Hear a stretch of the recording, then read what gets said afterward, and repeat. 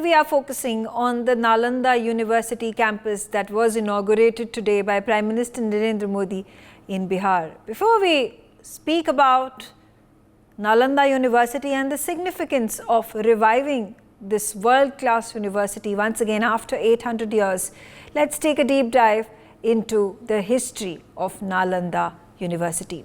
Nalanda is the name that is derived from the Sanskrit word Nalanda. Nalam means lotus, which is the symbol for light or knowledge, and Da means to give. This is the modern city Rajgir, which means the city of kines, which was the first capital of the ancient kingdom of Magad, one of the 16 Mahajanpad, as which evolved into the Mauryan Empire. Early Buddhist texts state that Buddha visited a town near Rajagira called Nalanda on his peregrinations. He held discourses at a nearby mango grove named Pavarika. This excavation that you see on the screen at Jufavradid site, which is about 3 kilometers from Nalanda, the blackware that you see on your screens was carbon dated back to about 1200 BCE. This suggested that the region around Nalanda had human settlement centuries before the birth of Mahavir and the Buddha. The Nalanda University was established in 427 CE by Kumaragupta of the Gupta dynasty in the 5th century CE. This seal was recovered at the site that claims a king called Shakraditya as the temple's creator and credits him with the establishment of a Sangharama or a monastery. Some historians even believe that Kumagupta I and Shakraditya were the same person. After the decline of the Gupta Empire, the most notable patron of Nalanda was Harsha, who granted 100 villages and directed 200 households from the villages to supply the institution's monks with daily supplies of food. It is said to have supported over 1,500 faculty and 10,000 student monks.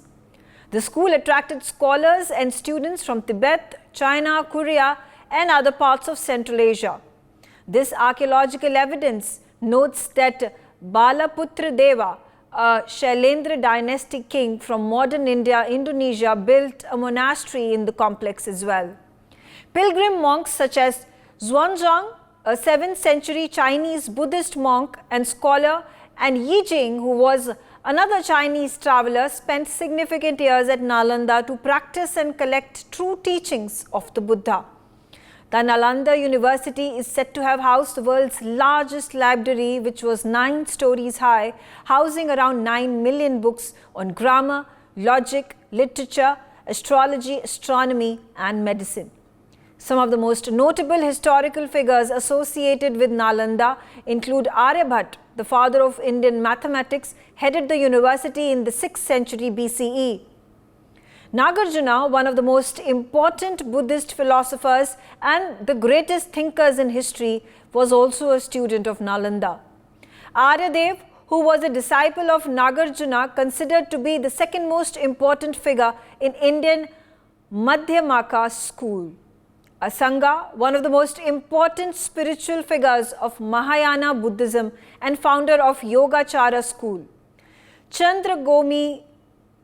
Chandra Agomina, an Indian Buddhist lay scholar and poet from the Varendra region of East Bengal.